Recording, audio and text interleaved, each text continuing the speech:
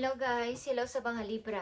This is for you, Libra. Sa inyong pag-ibig. Okay, tingnan natin ang inyong pag-ibig. Guys, kumusta na mga Libra guys? Para ito sa inyo, pag-ibig, love, love, love, love life. Love life ng mga Libra, tingnan natin guys.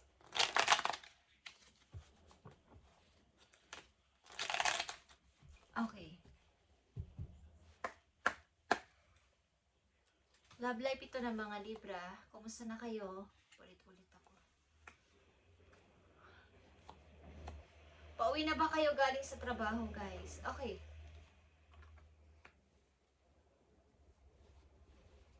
Yeah. May gusto sa inyo mag-message, guys, sa mga Libra. Gusto mag-message. Medyo nahihiya to.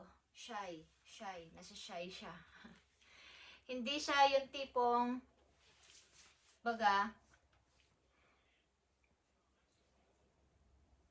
maring ito is 30s. Okay. Bata pa to, Libra, or kasing edad mo lang. Okay, guys. Gusto niya mag-message sa inyo. Tingnan natin. Yeah. Message.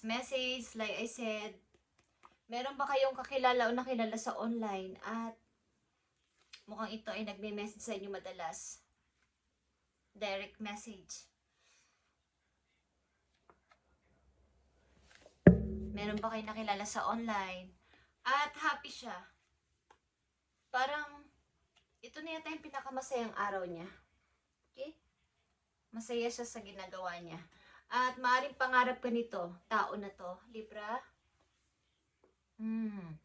Naghihintay siya sa'yo. At masaya siya sa ginagawa niya. Masaya siya kung ano yung nararamdaman niya ngayon para sa'yo, Libra. At hindi na muna siya maaaring kontento to sa buhay. Yeah. Wheel of Fortune. Guys. Maaaring ito yung salitang destiny is here, guys. Maaaring may tao nagkakagusto sa inyo, guys. At nasa ibang lugar ito. Okay? Maaaring ang person na to ay iba't ibang lugar ang pinupuntahan o napupuntahan na. At marami itong ginagawa sa buhay. Maaaring nakilala mo to sa online o nakilala ka niya sa online or sa internet. Okay guys, tignan natin ang pag-ibig na to ng mga Libra.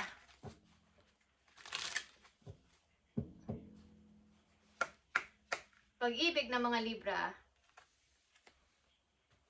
Take a leap of faith, Libra.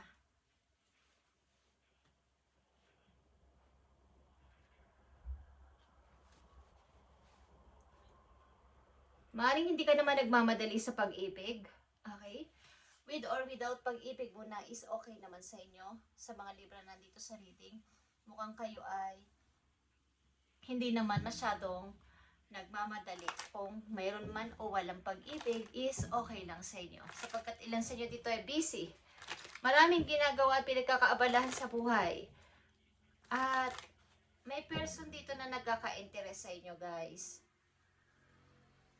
Tingnan natin to.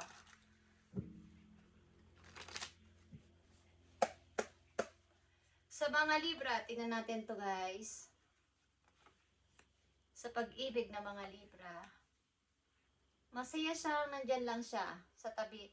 Kumbaga nakatingin lang o nagmamasid sa'yo. Six of Swords. Okay. Ace of Wands. The Emperor, guys. And the Ten of Cups. Okay, guys. Maaaring pinapangarap ka ng person na to na ikaw ay maging makasama niya sa kanyang buhay. Kumbaga, panghabang buhay. Gusto niyang magkapamilya, kasama ka. Kung magkakapamilya man siya, ikaw yung kanyang dream. Katulad sinabi ko, parang para sa kanya ito ay dream come true kapag sinagot mo siya o pinansin mo siya. Okay? Mukhang ito ay naghihintay. Kahit matagal na paghihintay sa okay lang sa tao na to. At maaaring kaya kanyang, kumbaga, handugan ng parang makapagpapasaya sa'yo at dalhin kanya sa isang tahimik na place. Okay? Yung tipong alam niya na gusto mo yung ganong klaseng lugar na tahimik lang. May kapayapaan. Okay. mukhang ito ay hindi siya nagmamadali sa kanyang mga desisyon. Okay? Maaaring marami siyang rival sa'yo. Libra, marami siyang rival. Marami bang nagkakagusto sa inyo kung kayo'y babae? O ano man ang inyong kasarian. Tingnan natin.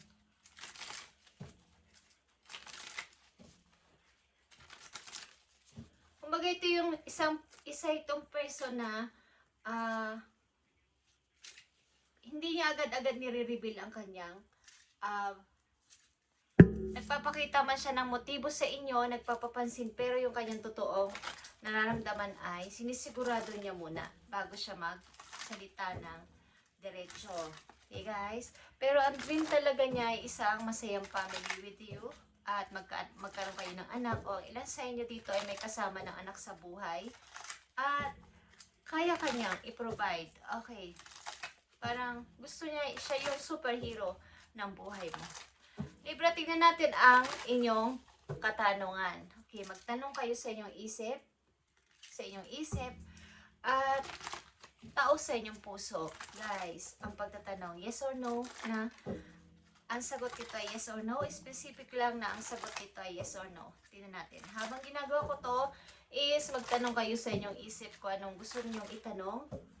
At sasagutin niya ng inyong mga guides. Okay, Libra.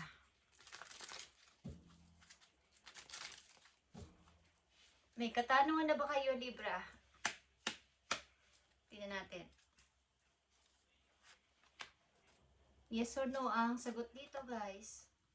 Or maybe or no. Or Seven of Pentacles ito. Ito ay pag-iisip papunta sa future. Pag-iipon, pag-i-invest. Tingnan natin. Two of Swords. Okay, black ito guys. Pag-overthink. King of Swords. Okay, ito'y pamimili din. Hindi maiwasan mag-overthink because merong ino-consider. May pinag-aalinlanganan. Ay guys. At Four of Cups. At tulad ng sinabi ko, pagdududa, pag-iisip, hindi malaman kung ano yung pipiliin niya. Sasamahan ba niya ng emosyon o maging practical siya? Okay. So ito ay hindi sure. Okay? Malamang na malamang dito ang no sa sagot sa inyo guys. Sapagkat hindi pa kayo handa. Hindi kayo handa sa inyong isasagot o hindi kayo handa sa inyong tanong. Okay? Aliman dito. Sapagkat kayo ay may pagdududa, pag-aalinlangan sa inyong gagawing desisyon o pamimili, anuman to. Okay? Ang inyong katanungan. But ito ay tungkol sa inyong, ito ay two situation na inyong pagdedesisyonan. But may pagdududa at pagkukonsider sa dalawang sitwasyon na to. Okay, Libra. At hindi pa to sure ang inyong sagot dito ay maring malamang na malamang ang no. Okay? So, Libra, sa pag-ibig ninyo, may isang tao dito o gusto ninyo ng happy family with sa person na dadalhin kayo sa isang papayapang lugar at gusto nyo ng masayang pamilya. Kasamang isang tao dito na matuturing nyo o masasabi nyo na talagang yung ituturing kayong parang may value, pinapahalagahan. Okay. Maaari ito ay makikilala o nakilala nyo sa internet o sa online. Ang tao na to ay handa siyang bumuo ng masayang pamilya. Review. Okay? Tingnan natin ang message sa iyo ng iyong spirit guides, Libra. Na may kinalaman din dito sa pag-ibig mo at sa iyong sitwasyon. Okay. Thank you, Spirit. Para to sa iyo, Libra, channel the energy of the full moon. Okay. So, hintayin ninyo ang full moon, guys. Humingi kayo ng energy o mag-wish kayo sa moon, sa darating na full moon. Okay. Channel the energy of the full moon. Kung ano man itong inyong hihilingin, sasabihin ay magpa-guide kayo sa moon sapagkat ang moon ay Ang moon ay mystery, misteryo, mystery, okay? Soon. Soon guys, ano man ang inyong katanungan sa puso ninyo, soon mangyayari ito. Let the divine guide and help you. Guys, Libra, maaaring may kinalaman to sa taong inyong pagkukonsider kasi, pagdududa sa offer. Last message for you, Libra. So, hintayin ninyo ang full moon at humingi kayo ng energy, humiling kayo sa moon ng energy, okay? At magpa-guide.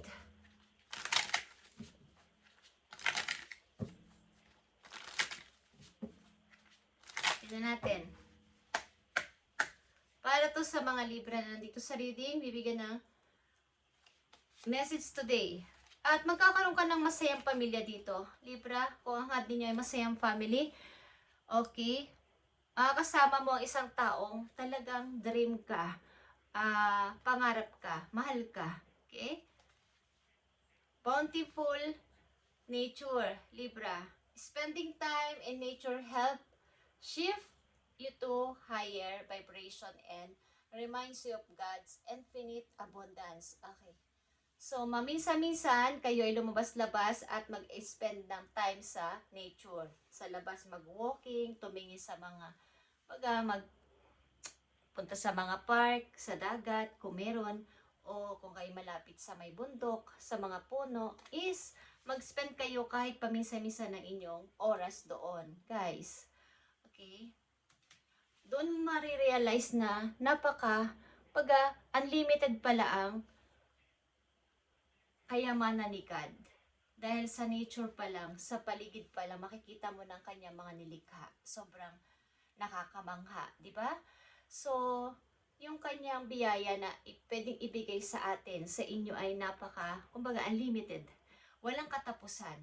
Ang kailangan lang ng mga tao ay yung good intention at magkaroon ng tiwala na talagang sila ay tutulungan. Okay? Ito man ay sa health, sa inyong pang-araw-araw na pamumuhay, pera, o kahit ano pa is marami. Nandun sa kanya lahat yon. Okay? So, go outside and enjoy a walk or hike with your pet. Kung kayo may pet, isama nyo rin. Okay? Meditate beneath a tree. Okay? Garden. Sit under the star or do since other activity to connect with the limitless vastness. Okay. So, maaaring kayo din ay may connect sa nature, guys, or sa mga earth sign, Capricorn, Virgo, Taurus, na mga energy, guys. At hinihikayat kayo ng inyong Mother Nature na makipag-connect kayo sa kanila. Maaaring marami kayong matutuklasan na higit pa sa inyong kaalaman na grabe yung blessing na pwede ninyong matanggap galing kay God. Okay? At napaka-misteryoso ng ating kapaligiran, guys. Hindi nyo lang alam kung naniniwala kayo doon. Because lahat yan sila, pagising pa lang natin sa umaga, kasama na natin sila sa ating routine. Okay? Ang hangin, ang ulan, ang mga puno, kung malapit kayo sa dagat, kung kahit saan na may kakonek kayo sa nature, talagang konektado tayo dyan. So kahit hindi natin alam, may nakakarinig sa ating mga hiling. Okay? So, na nagko-connect at nagko-connect sa heaven, sa universe. Okay? At lahat ng ating intention ay alam nila. So, kaya nga may delays, may mga mabagal, mabilis na pagtanggap ng ating mga wish because yun ay alam ng kapaligiran natin. Okay? Ang nangyayari sa ating buhay. So, tayo ay maging aware doon. Kung kayo ay, maring ilang Libra na nandito ay, kayo nagkaroon ng spiritual awakening, guys. Kaya kayo hinihikayat na magkaroon ng connection sa nature. Okay?